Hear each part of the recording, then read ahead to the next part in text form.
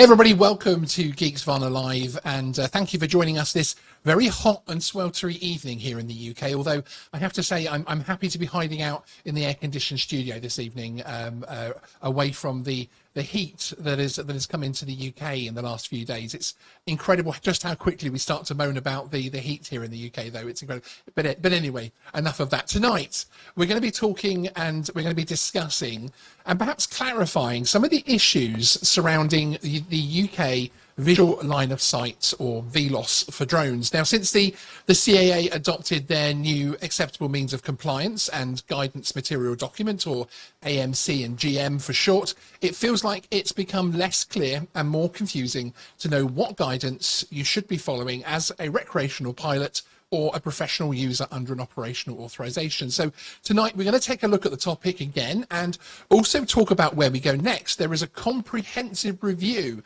of the open category coming this summer, and the CAA are expecting to release several detailed public consultations, or at least we hope they will be.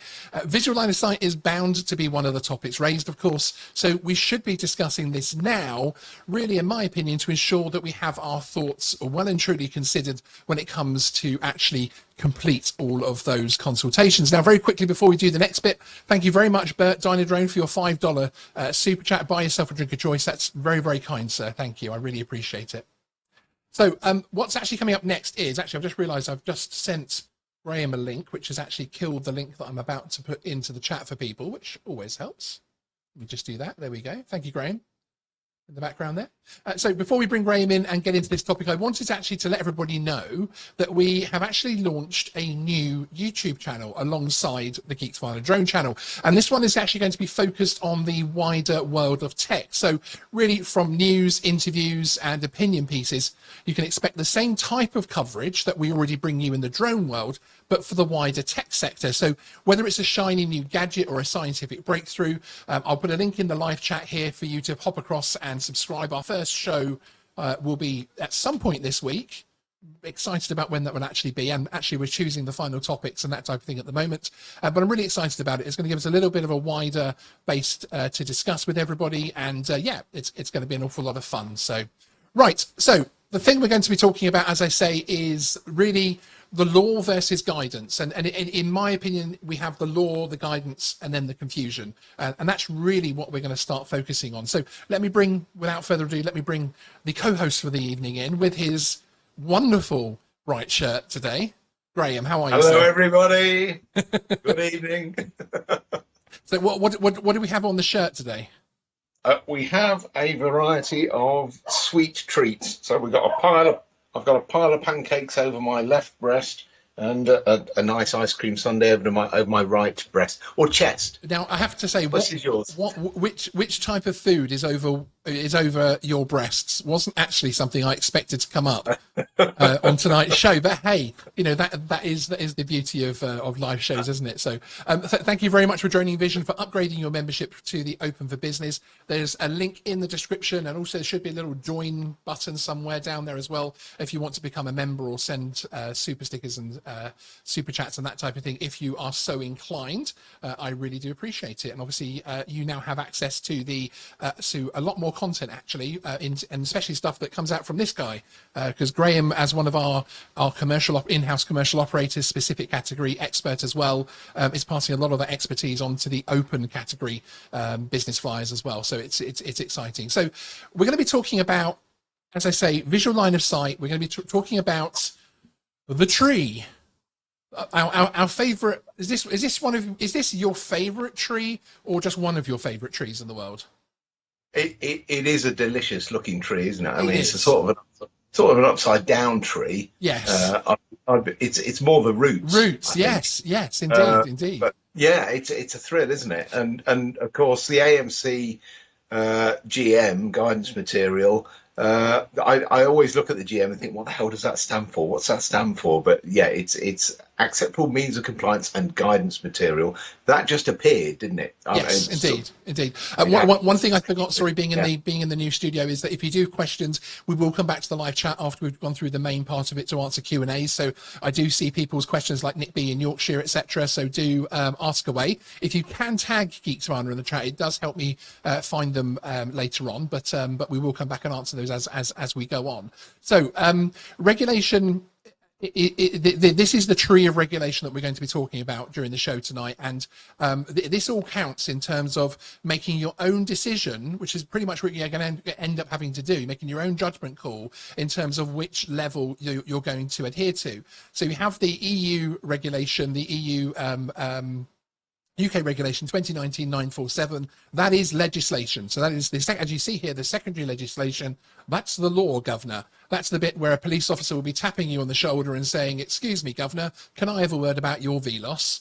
Now, AMC GM stands for Acceptable Means of Compliance and Guidance Material, and this is a legally adopted document. Now, it's not legislation, but it's a legally adopted document, which means it's been through a public consultation first, and basically is the official acceptable means of compliance from the UK Civil Aviation Authority. So if you want to know what their opinion is on something, if you want to know what their absolute policy is, then that's where you need to look. And then, of course, you have the CAP 722 series, which for us old dogs in the drone industry is a very well-known document, which is the overall policy document. Now, there is, of course, and this is going to be one of the subject matters this evening, what's the difference between AMC GM and 722, and where's the difference in importance and that type of thing, which of course is something which we're going to come on to this evening as well. So, and I can already see Graham starting to get a wry smile when we're thinking about that. Bit for this bit, yeah.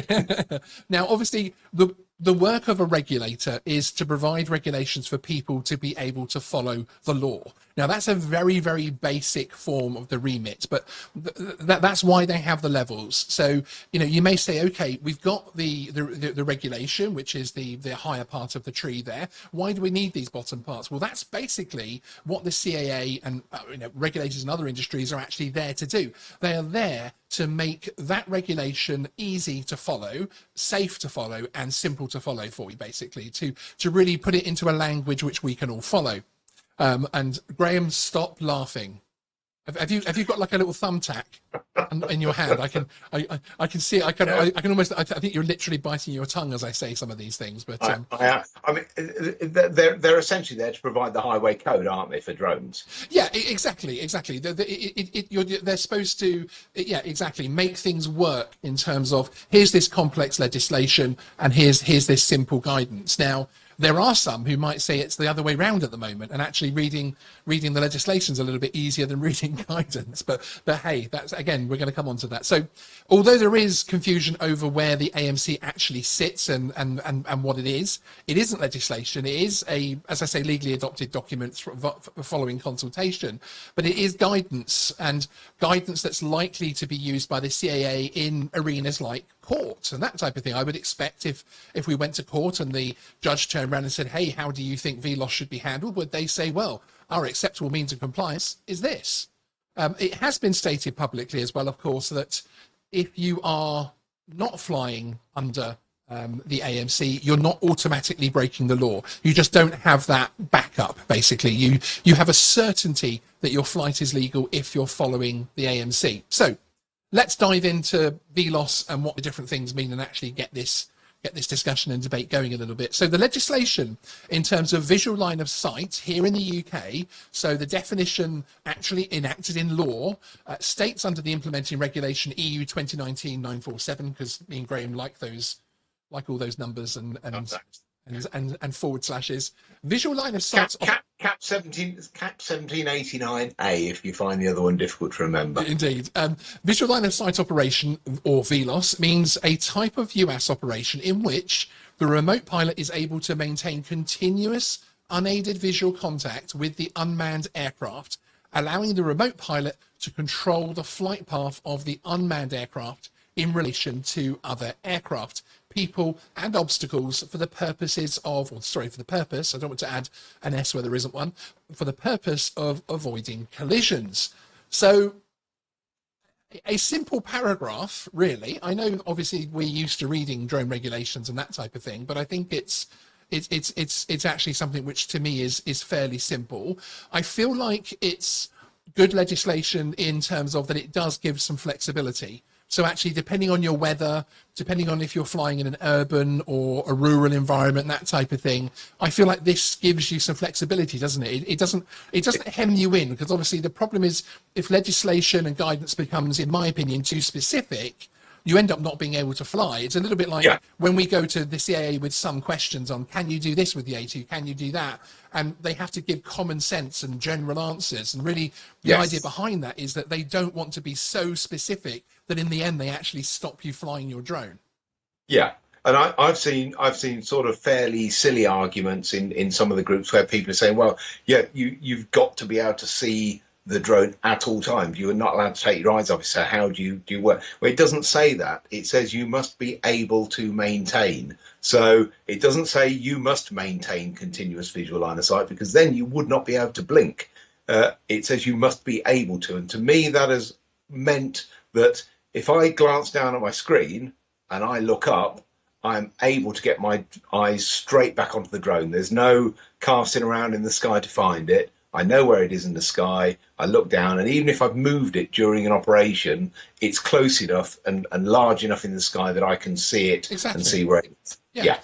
And that's really important, because, you know, in our GVC training, etc., we're taught to scan the air sectors. So actually, you should be looking around to see if there's anything else approaching in your airspace. You should be checking around you to make sure there's nothing changing around you as well. So it is that thing that, as you say, and it's a really important thing it's a really important thing to point out, that it is that you can see the drone. And actually, the Canadian regulations are very similar in that they don't again say that you must be looking at the drone at the whole time, but that you are able to look at the drone at any time is actually when they do talk about VLOS, etc. So it's a really interesting one, because as Tazzy in the chat is saying, he's saying, aren't you likely to lose orientation before VLOS? And yes, absolutely. But in actual fact, just because I've lost orientation doesn't mean, and of course that is in the AMC drone code, sorry, the CA drone code and their acceptable means of compliance, it doesn't mean I'm breaking the law.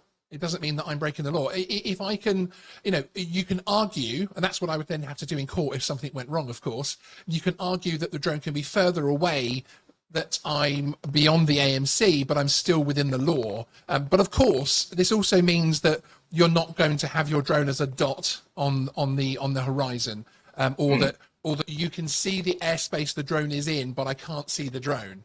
Those things under legislation don't wash, because you must be able to maintain continuous unaided visual contact with the unmanned aircraft, but then allowing the pilot to control the flight path in relation to other aircraft. Of course, we can see other aircraft hopefully fairly easily, but people on obstacles for the purposes of avoiding collision. So if you've flown your drone out and it is a tiny speck, one, you're not actually, you don't have continuous unaided, I would argue. That's just my personal opinion.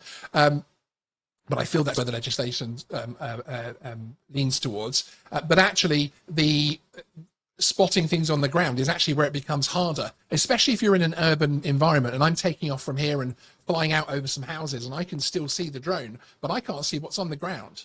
I can't see what's around that if I had to come down or anything else like that there could be a collision. So that's where it starts to get a little bit sort of murky, but certainly you cannot, in my opinion, fly your drone out to be a tiny speck on the horizon and say, hey, I've still got continuous unaided visual contact with the unmanned, because you don't have it in relation to the stipulations that are laid out in the legislation itself, let alone the AMC. And frankly, if you can't even agree with the legislation VLOS definition, AMC is going to blow you away, basically. You're probably not watching this, are you? Yeah, exactly. So I also feel that the legislation is really focused on safety, because obviously it's talking about, we want you to be able to fly your drone and see it without crashing into things. It just sounds, absolutely, it's so simple, it's so straightforward. Yeah, and what you say is spot on. If you're in a more complex environment with more things going on, then you stay closer. You know, if you're in a field, a playground or a field with your children, then you let them wander off and you can see them for a distance. Yeah. If you're in a shopping centre, not so much. It kind of goes back as well when you look at the new Canadian rules in terms of the sub 250, and they don't have a stipulation for visual line of sight there, which sounds wonderful. Oh, I can fly my Mini 3 5 miles and blah, blah, blah. But actually, of course, they haven't even, I think it's 901, 701, one of those parts of their regulations, where actually it's an even tougher version of our Article 241 in terms of ensuring that you're not flying recklessly or dangerously. So yeah, if you get it wrong, you're going to have answers. And actually, if you are 4 miles away, you've got no hope of seeing the drone and that type of thing. But again, it's one of those things where it's going to be a problem if a problem occurs, if there's actually something, you know, a problem actually happening, which I think is good. And I think there's a purity to this legislation, which has perhaps become purer since all of the confusions happened. Perhaps I'm now harking back to thinking, I remember when it was just the legislation and 722 just said, here's the legislation, now follow it. And we think it might be around 500 meters, depending on your drone size. But of course, that was pre sub 250 gram drones being the norm, and therefore 500 meters. And my understanding is not really based on anything. It was just a practical distance to stick in there, and So moving on from the legislation part, and as I say, you can fly perfectly legally within the legislation, but beyond the guidance of the drone code, beyond the guidance of the AMC, the acceptable means of compliance, perfectly legally, but you have to remember that you're going to be stood up in court by yourself, basically, to defend those actions should anything go wrong. And that isn't dramatic. I'm not trying to put people off flying, etc., because if you're worried, then do fly within the new orientation guidelines. And actually, if you are worried, I recommend you do that. And actually, you'll find with experience and with hours, you'll be much more confident to then fly further out and know what's going to happen once you've done a few emergency landings and had a few helicopters come into the airspace. Then actually you start to become a little bit more okay. An emergency services helicopter came into my airspace and the world didn't end. And breathe. And once you've had that a couple of times, it does help. You should possibly simulate it, frankly. Although there's nothing quite like the heartbeat of hearing a helicopter very low approaching you, as Graham knows from only recent experience. I was sharing the sky with another drone, another M30, although I knew that wasn't conflicting with me, at least I hoped it wasn't. The big back cam drone, which is a big old TV live broadcast drone, and the sports TV helicopter. We're all in the same bit of sky at the same time, and you can deconflict. So sharing airspace with manned aviation and a drone isn't scary. Really the scary part is flying around airports and that type of thing where you shouldn't be flying, where those aircraft are at their most vulnerable. And they're also navigating a landing or a takeoff, and the last thing in the world they need to be thinking about is your drone in their way. Whereas EMS helicopters, other aircraft which are low flying for whatever reason, they're aware, they're trained, they know that there's going to be all sorts of things in their airspace suddenly appearing. So it's something which I think is really interesting. So. But beyond that, as I said, we have the 2 levels of guidance, and this is the policy. And actually, but bringing up Adrian Mars, he said, has anyone ever published or revealed via a freedom of information request any empirical evidence to support the drone code's requirement for VLOS orientation awareness? No, and they don't actually need to. In actual fact, they don't need to. Their job is essentially to turn from government is to turn the legislation into what they feel is acceptable, basically. Yeah. So, and they can't just have me and Graham, who are allegedly experienced drone pilots, and therefore allegedly have some kind of skill. They have to consider everybody, including the good old, the poor old, Danny from Argos going down and buying his. I'm going to use Danny from now on after the FAA stream. Because they picked on Danny. So Danny is now the average drone pilot who's getting picked on now, recreational pilot. So Danny, who was in trouble last night with the FAA, is now in trouble with the CAA because he's gone down to Argos to buy his Mini 3. No one's told him anything, of course. He's got no leaflets and they're telling him or guiding him at all. He turns the drone on and puts it up. They've got to also provide that guidance experience to cover everybody. What they do need to do is they need to have it go through a public consultation, and they did. Yeah. This shocking AMC with the orientation, it was on this channel.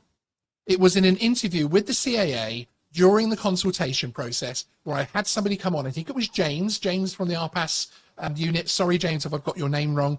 It was the only time I've interviewed you personally, actually, so apologies if I've got that wrong. But we had somebody come on from the RPAS unit who was actually responsible for developing that consultation, which I felt was actually overcomplicated. But he did even give the page numbers of 89, 90, which were the ones which were really the controversial ones, as the ones that recreational pilots might like to go and take a look at, because it might be the ones that they want to pay most attention to. So we do, and there's arguments around, you know, just whether consultations work, and of it, yeah. But we do need to pay attention to these. And we've got some big ones coming up in the summer. So they don't actually need to necessarily justify it in that way, because they've put it through public consultation, which they will tell you very proudly, frankly, about, because of course, you know, it is their job to put these things through then, and if they've done the job, then great. Now, the AMC GM, which is the Acceptable Means of Compliance, is the newer document. The CAA refer to more now than the CAP 722. The AMC sits above the CAA in their little explainer thing here again, which I'll bring up again. There we go. But if you write an email to the CAA and ask them, where does it sit? Is it legislation? Is it this? Is it that? If you get an answer, you get quite a shall we say, a lukewarm answer back, unfortunately. And opaque. Is it opaque? Yeah. Is it opaque?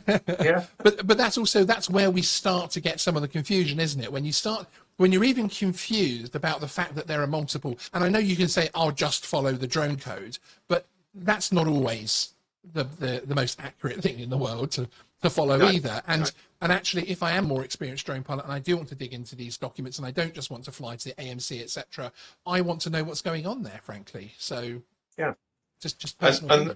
And of course, the problem is that when you have two documents that are so closely, well, they are very closely aligned. CAP 722, or should be closely aligned, CAP 722 and the AMC, they're doing very similar things as far as I can see.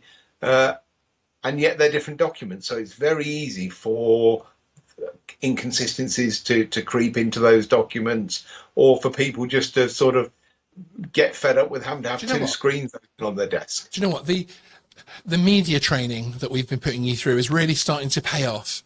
And for Graham Deck to sit on here and call it an inconsistency and not start blowing a gasket and using some F-bombs is amazing. And that's not because Graham often uses F-bombs or is a quick to anger man. It's because incompetence in regulation is something that really winds him up, and as someone that works, you know, operates professionally within that arena, why on earth shouldn't he, frankly? So it disappoints me, Sean. It disappoints me. Yes, so it's nothing worse, is there? Let's look at the 722 definition of visual line of sight, shall we? So when operating within VLOS, the remote pilot must be able to see the UA at all times during the flight sufficiently well to be able to maintain control of it. The maximum distance from remote pilot at which this can be safely achieved depends on a number of factors and may change from flight to flight. That sounds pretty sensible so far. I think I'm fairly, I'm on board with that. When operating within the open category, or when set out within the terms of an operational authorization for the specific category, the UA must be operated within visual line of sight of the remote pilot. Again, okay, I'm okay with that. And again, they then repeat the actual definition from the EU regulation, which we've just read out, which I won't repeat. Maintaining VLOS ensures the remote pilot can monitor the aircraft's position, orientation, there it is, and surrounding airspace at all times. This is important in order to ensure the UA can be manoeuvred clear of anything that might pose a collision hazard. While corrective lenses may be used, the use of binoculars, telescopes, or any other forms of image-enhancing devices are not permitted. Note, provision is made within the EU 947 for the use of FPV equipment, which, as we know, needs a visual observer if you want to fly correctly within it, basically, if you're doing FPV. Now, again, I don't have huge problems with what it's telling me there. The word orientation is actually brought in here. It says maintaining VLOS ensures a remote pilot aircraft position orientation, but it's not telling me how I have to maintain that orientation. No, because as a drone pilot, I always do maintain that I know the orientation, but I'm not necessarily doing it the way that the next piece of guidance that I'm going to talk about, the AMC, talks about. So again, I'm agreeing with the legislation. I'm agreeing with the CAP 722 definition and guidance as well. I think it's fairly, which is, it's got to be said for, I'll jump in for specific category operators. That's the document that we're familiar with. You know, for years we've had CAP 722, and that's essentially said this is how you do it. yeah, exactly, absolutely.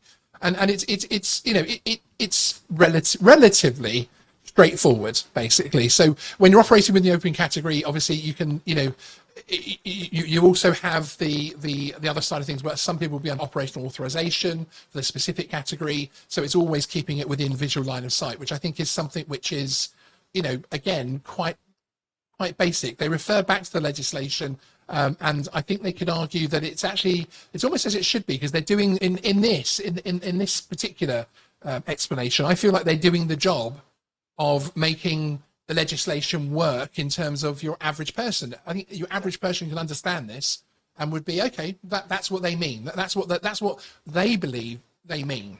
So yeah, and CAP 722 can be quite a technical document. Yes, but it's one you can get your head around with relative ease if you sit there with an ice pack on your head and a, you know, cool beer. Yeah, indeed. Indeed. You should be able to understand that if you can understand flying a drone, I think. Yeah, exactly. And there's large parts of it that you don't need to know if you're only a recreational pilot and that type of thing. But, you know, and indeed, as I was saying before, that you can fly beyond the drone code and the AMC and actually still be flying legally. I would hesitate to go to court and try and argue against 722 personally. Yes. Just personally speaking, I would like to try. I certainly try to keep my flights within the 722 definition. I find it reasonable. I find that's okay, and I can get the flights that I need from the various sized aircraft, from Mini 3s up to the larger commercial aircraft. I can get the flights done that I need to within those stipulations.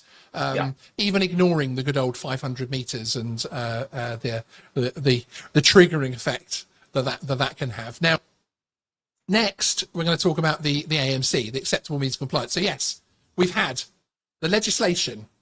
Okay, so we've had that already, which was very straightforward and was pretty much one paragraph.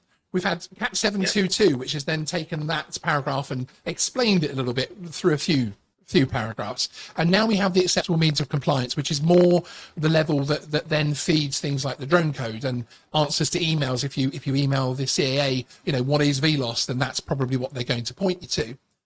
When we talk about the AMC, I do need to declare a personal position on something here a little bit. I usually try to show things fairly evenly handed on Geeksvana, but I really do dislike the AMC and GM for a range of reasons, not just because of the complex consultation surrounding its conception, but actually also the way it's presented online. You have to go to a library and dig through the different definitions and GMs and AMCs, etc. And you know, as this is part of the rules that we're expecting the base recreational flyers to understand and follow, it shouldn't be that complicated to find. Yeah. When you first go to the library page, it's a blank web page. You then have to open up the menu and then fish through to the article that you want, to the regulation you want. It's almost like it's being hidden again, which is really bizarre for something which they've obviously spent a lot of time and money publishing and going through public consultation. So I understand the concept of having an acceptable means of compliance, but this feels more like how does the CAA cover themselves rather than actually necessarily providing usable guidance. And I'm being really harsh when I say that, but it's how I feel. I'm not sure you are. I feel the same. It's a tough document to find. I mean, I always bang on about caps, and I know that the CAA are trying to get away from caps. And what I'd say is, please don't, because they're numbers. We can remember numbers. We've got past numbers. I remember they're easy to note down, and then you just put cap in front of it, do a search on Google, and it's there. You don't have to remember a complex title. It's very easy to find. And hey, they're issue conscious as well, and all those issues and dates are always absolutely correct. Yeah, no, indeed. Absolutely. The humour this evening. Oh, dear. There's a lot of inside jokes for our, particularly the people that members of our specific network will certainly understand. But yeah, and as I say, even accessing it can be a little bit of a problem, because you've got, as I say, when you first come to the page, it's a blank page, and you then have to open up the side borders and find it. It isn't something which is, in my opinion, is as simple as it should be. There's such an easier way to do this, frankly. But okay, so this is the acceptable means of compliance. So this is the CAA saying if you want the presumption of legal flight, the definition of visual line of sight, unaided visual contact is, in this context, means without the use of any other equipment, such as binoculars, telescopes, cameras, or other such equipment, does not include corrective lenses which may be worn. Note, provision is made in Article 41D of the UAS Open 60 for a UA to be flown in the open category beyond the visual line of sight using the follow me mode or when making use of an AA observer or equipment. Further guidance material on FPV equipment can also be found. Now, interestingly, here it talks about this, about you being able to follow. It doesn't tell you that you're only allowed to do it for 50 meters, which is a little bit frustrating, because if you came here and read this, so you sent an email to the CAA and said, hey, could you send me the acceptable means of compliance for VLOS, please? And you read that, would you then, as a otherwise untrained recreational pilot, say, oh, I can use follow me mode however I like? Do you know what, Sean? I might even think that it was safe for me to do that while driving a car or riding a bike. Yeah, indeed. More comedy from Graham. Or I'm that lazy. Yeah. Yes. So, and this is the part, so this is the section of it which obviously usually causes the controversy with the AMC, the control the visual flight path section of their definition. In order to control the visual flight path of the UA, it must be kept within a suitable distance of the RP, such as they can monitor the aircraft's position, orientation, and the surrounding airspace at all times. Now, there are other green sections of general guidance material for that as well, but we did have the CAA on to break a lot of this down, and they did confirm that that does mean that you can't use the lights alone, obviously you can't use telemetry and the software and that type of thing, and that you must be able to see the drone and actually physically see which way it's pointing, which for a unstickered, unpainted Mini 3 means you're probably going to get about 90 meters away. So it's difficult, because for me, the acceptable means of compliance is almost saying there has to be almost zero risk for us to say that we're going to accept that as a means of complying. And what other area of regulation has such a high bar in terms of, that would be like saying, for us to say that you're definitely driving your car legally, you can only drive it in first gear and at no more than 15 miles an hour. Then we know that on a 30-mile-an-hour road, we definitely know that you're probably flying. You could still be being an idiot, but you're going to be legal. Yeah. You have the presumption. Particularly where you're sub to 50 gram, where the CAA themselves say these are low risk flights purely because of the weight of the thing and the size and structure. By definition, it's so light it really can't do an awful lot of harm to people or things. No, exactly. One of my problems with all of this. So and again, please do go back and review what we've said and how we've explained the tree as it comes down through, and choose the level that you're happy with, choose the judgment call that you're happy with there. Because for me, the problem I have with this is that the guidance itself creates some confusion, and then it creates kind of an environment where non-compliance starts to become a thing within it again. And that frustrates me as somebody who wants to see reasonable regulation followed, so that we can have a long-serving hobby and profession, basically, without even more stricter regulations where people are being seen to not to comply en masse. And I don't feel like, personally, having so many levels of guidance creates that easy touch, easy feel environment. Am I being harsh? No, I don't think so. Particularly since the documents tend to cross-refer to each other, which I understand, and I understand they're tending to refer up the tree, but others don't. So you're just left with this morass of cross-reference documents and no real understanding. And you look at it, and the legislation itself doesn't mention orientation. You come down to the AMC, it does. The CAP 722 does, but only as a side issue, and essentially says that if you've got VLOS, you'll be able to do that. And then when you come down to the drone code at the bottom, if you like, you're back to, yes, you have to be able to tell which way it's facing. And it's just this inconsistency going up and down that tree. It is, if we're puzzled by it, Yeah. I mean, I know some of the reasons behind some of the different levels being different, but you shouldn't need to know that. No, which to me is really frustration. Now, it appears we're not the only people who get confused by this and get confused by the different types of numbers of guidance documents and perhaps where the guidance should be. In their recent annual report, the AAIB, so the Air Accidents Investigation Board, some very important people in terms of air safety, I would say, confirmed that they've actually asked for the AMC definition to appear in CAP 722. Here, as you can see here, the AAIB assessment partially adequate. This is in relation to an accident that happened, which they and you can read the AAIB full report to get the context of it. But they're saying that the AAIB recognises the changes to the guidance material and CAP 722. However, the current revision of CAP 722 does not make it clear that remote pilots must maintain sufficient visual line of sight of the UA to manoeuvre it without the use of video or telemetry. Now, they're not saying lights and all that type of thing, but an update is requested before the 5th of July 2023. Now, I don't necessarily expect there to be an update to the CAA VLOS rules or an update 722. I would wonder if we're not going to see many updates until this consultation process is out of the way, because how many times can they keep changing it? Which is a bit of a bummer in the meantime, frankly. But to me, it's interesting that what they want does actually exist within the CAA's guidance notes, but the AAIB haven't been able to find it, or it's not where they feel it should be either.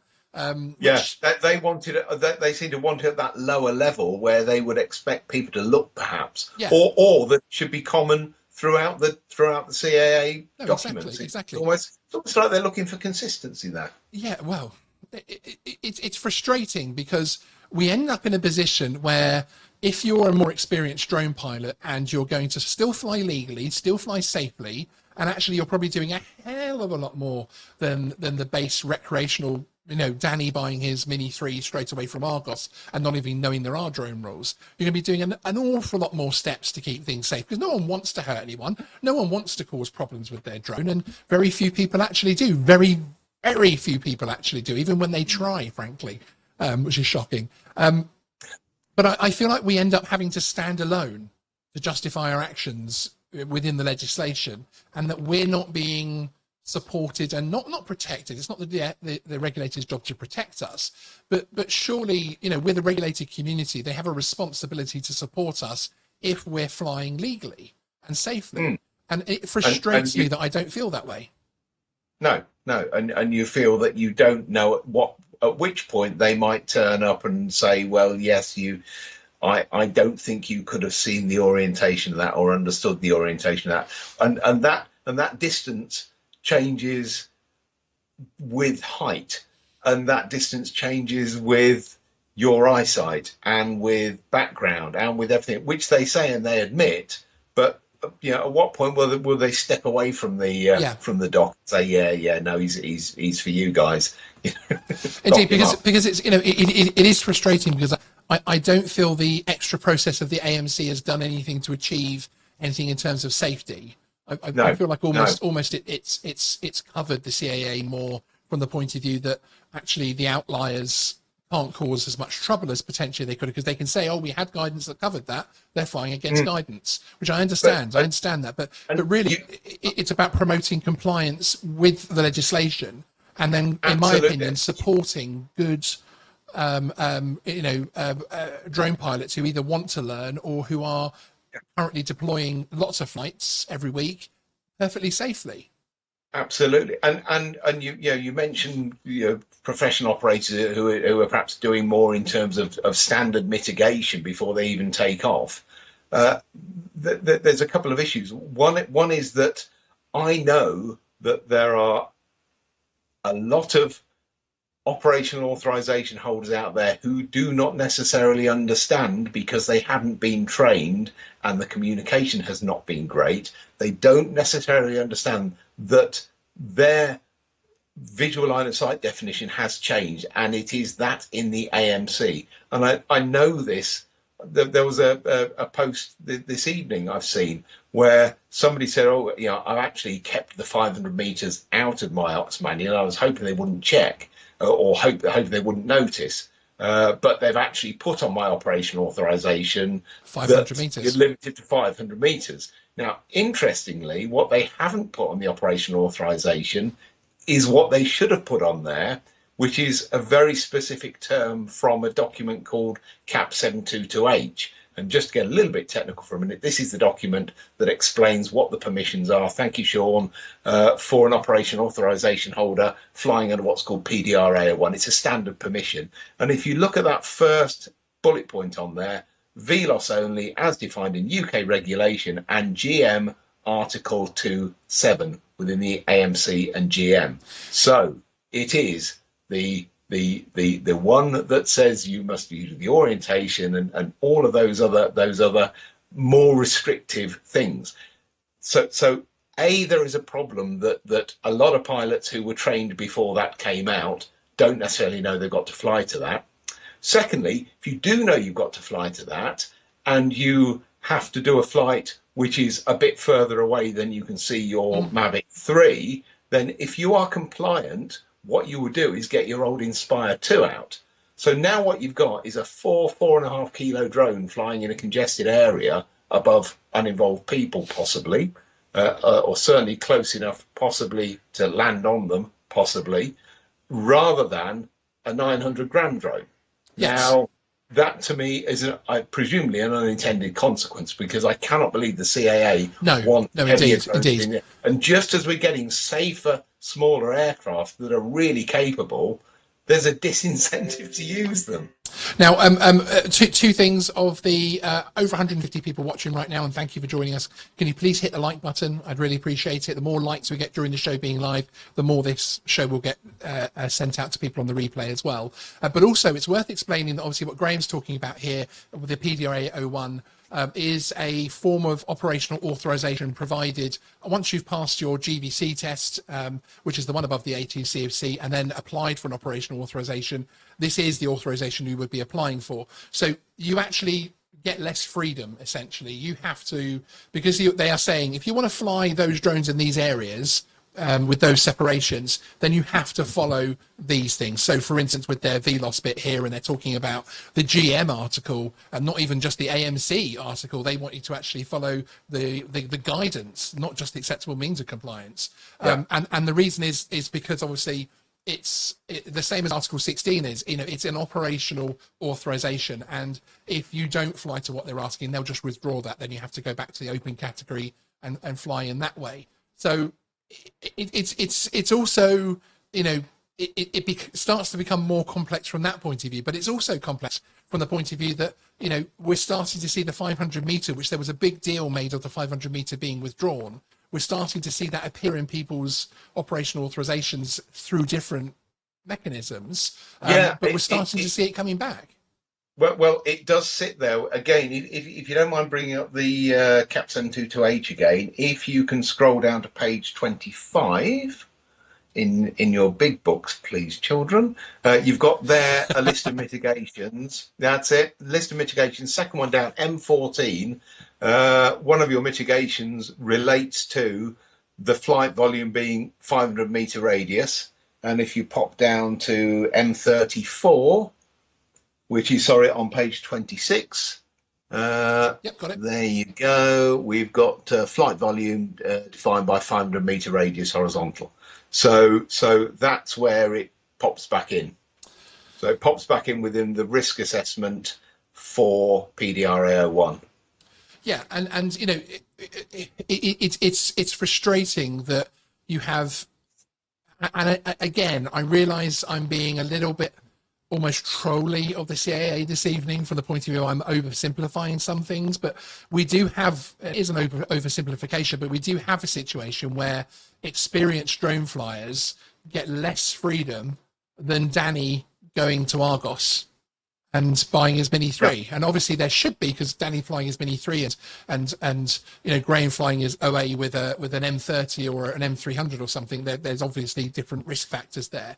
But to be able to have to stick to things that other people don't, and the guidance being confusing, and then things being withdrawn and reintroduced in mitigations, and it really needs to be sorted, which again is why I have to say that these consultations that are coming up, and that's really what this entire show is driving towards this evening, when these consultations come up, I am going to be banging on about them a lot on this channel. I'll even use hashtag shorts to try and remind people, but we need to engage with the process. We need to get it right. We need to get our points of view across in the numbers that we should have. I will, and Graham will do our absolute best to break however complex a consultation comes through, and I hope they've learned their lesson with the AMC, because the reaction they got to it certainly showed that more people would have liked to have commented on the VLOS, but we will break it down and we will make it as easy as possible for people to follow. But to me, speaking personally, I sit somewhere around 722 VLOS into the legislation, depending on where I'm flying and what I'm flying and what I'm doing and how distracted I may or may not be during that flight. How about you? How do you assess, and where do you sit in terms of what VLOS you use? To be honest, the vast majority of my flights, as you know, the vast majority of the time I'm flying is purely for commercial purposes, and the vast majority. I had a rumor that you did a recreational flight recently, and captured some rather nice cinematic style footage. Shockingly. Yeah, you say recreational. That was a training flight. That was very definitely a practice training flight for commercial. It felt a bit more recreational. I think the recreational side of Geeksvana is starting to have a little, and you're starting to say, you're starting to spot the shots, aren't you? You're starting to look at shots. Over to the dark side. You're starting to spot shots and go, oh, do you know what? While I'm up here, I might just get some footage of that. That looks really cool. Which is, of course, the recreational life. What I will say is that, most of the jobs I do, I don't need to fly a long way away. You know, the roof is in front of me generally. Yes. So when I do fly a long way away, it's because I'm going generally very high. And when you go high, you can generally see the orientation of the drone pretty well because you're underneath it and you can see the shape of it in the sky. So, when it's cruising around at 1,000 feet, you know which way it's facing. Indeed. Thank you for that. I have to say, I'm really enjoying this aircon this evening. It has reinvigorated me in comparison to, I was almost passing out by the end of the live stream last night, if anybody didn't notice. So we're going to come back to the chat now and look back at some of the questions which have been raised. And Nick B. Yorkshire asked, I'd be interested in how the VLOS rules work in terms of track follow. Really good question. The VLOS rules are VLOS rules overall. However, there is, it's in the drone code. Let me bring up my website bits again. If it works, there we go. And let me bring up the drone code and let me go back. Let me go to the less common flying book. Is it less common right at the end, isn't it? Is it sad that I know the drone code this well? Can you put 1 in the chat if you think it's sad that I know the drone code this well, and 2 if you think it's a wonderful thing, because then you guys don't have to know it as well, perhaps. So yes, 35, flying with follow me mode active. Some drones or model aircraft have a follow me mode. That means you can set your aircraft to follow you within a fixed distance. You do not have to keep your drone or model aircraft in direct sight when follow me mode is active and set to follow within 50 meters of you. You must still follow all of the other points, including, of course, Article 241. So this isn't saying go into a crowded park. Can you hear my dog? put your Mini 3 50 meters away from you at 8 feet, and then go running through the park and just let the thing, people like jumping out of the way, and and yes, attacking dogs. There's clearly a drone attacking that dog in the background right now. Windows being shut now. But it doesn't mean that that's going to happen, because of course you have things like Article 241, which is going to come into play there, and it has to still be safe. But certainly you can, as it says, you can fly with follow me mode active within 50 meters of you, where it's safe to do so and everything, without actually having to keep an eye on the drone, which I think is actually quite a cool little addition to the drone code, don't you? Yeah, absolutely. And now, if you're tracking something or somebody else, so if you're tracking a car driving along a road, that you can't, just because it's within 50 meters of the car, you can't then lose, and you're stood by the side of the road. You don't gain the ability to lose sight of the drone because you're in follow me mode, because it's not following you, it's following the car. I mean, it's a good use of follow me mode, but Yes. that isn't what it means. If you're controlling the drone from your vantage point in the lay-by, then you need to be able to see the drone, Yeah. and Yeah. according to whichever visual line of It sight. really is, you know, a mountain biker, or you know, someone that stopped off and they want to do a nice little orbit, 50-meter orbit round. They can take control of the drone if they need to. Perhaps they're walking along with the controller in their hand. That's acceptable as well, in my opinion. Then you're absolutely fine, because you're not going to be coming proper of any of the other rules.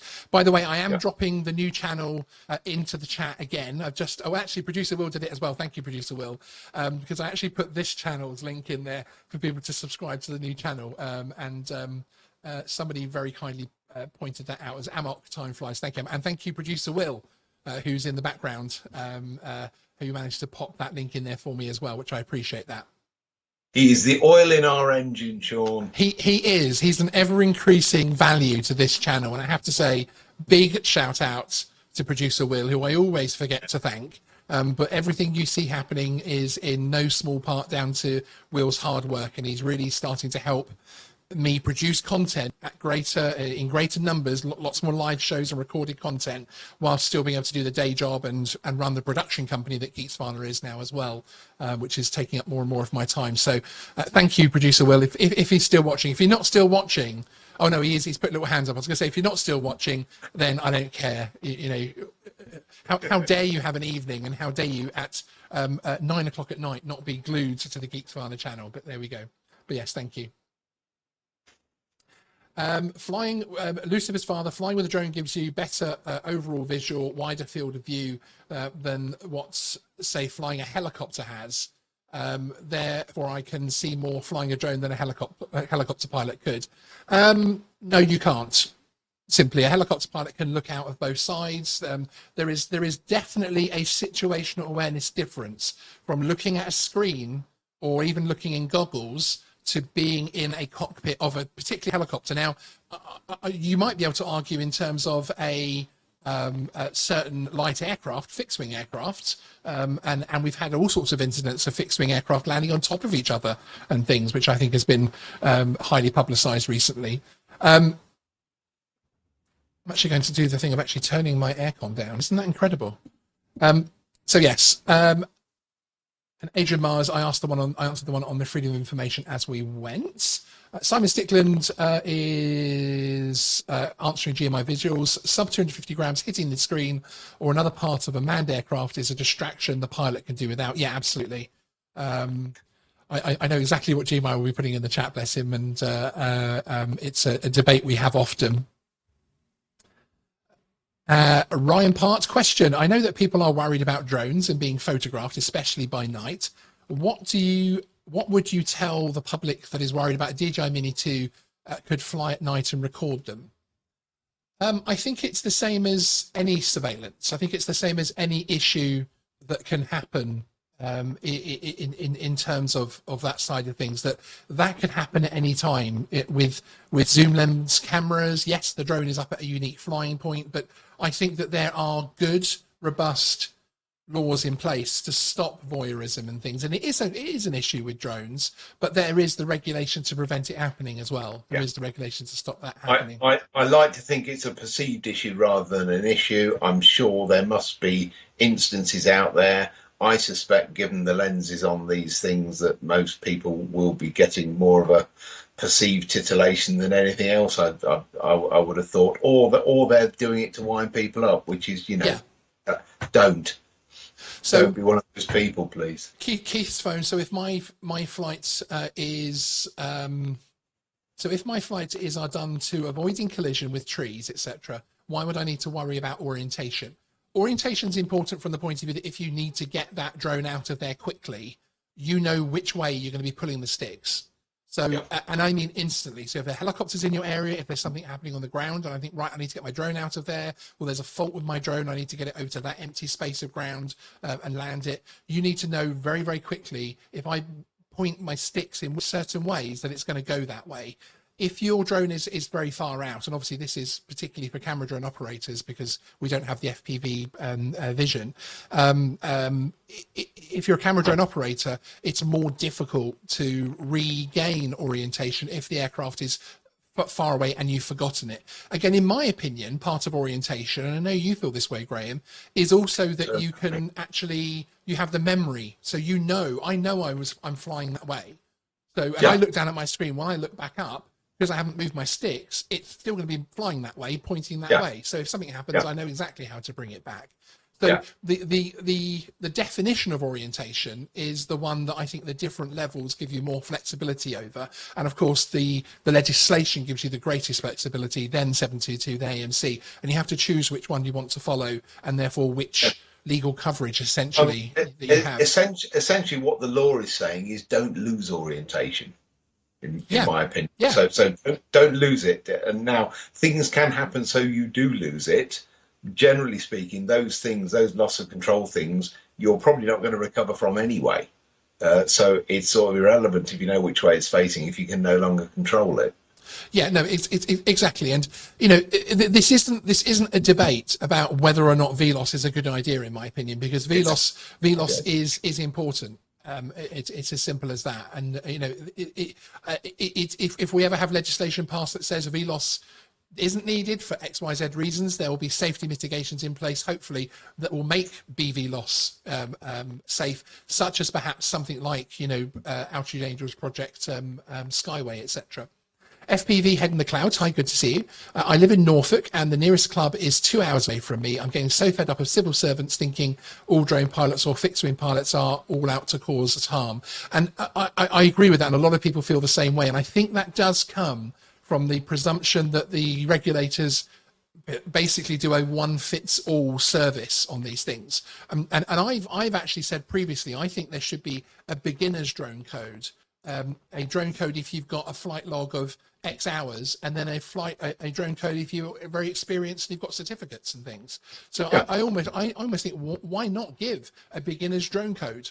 Look, for your first 100 hours, 50 hours, we think you should only do this. Yeah, and it should go together with a higher level of training at perhaps all levels, which I think we touched on before, and I'm sure we'll touch on again. Exactly. Excellent. So we've just hit the hour mark there, and I want to appreciate everybody that's come in this evening, which has been a very warm day here in the UK, and it's a very interesting conversation to have. The highlights I want you to take from this is that you do have those active choices to make in terms of which definitions, which part of VLOS that you decide to follow. I would say that there are points where, if I was a little bit worried, if I was in a really urban area flying my Mini 3 and I thought, you know what, I'm going to fly to the AMC here, I'm going to keep it close enough that I can tell orientation just from looking at the aircraft with no other aids, because it's going to protect me. It's going to protect my flight, and something could go wrong here. There's a slightly elevated risk factor for whatever reason, so I'm going to follow that. Pigeons every time, congested area, pigeons or seagulls. Oh yes. And the outcome is always worse or likely to be worse in a congested area because there's people around. Sad but mad lads are saying who is going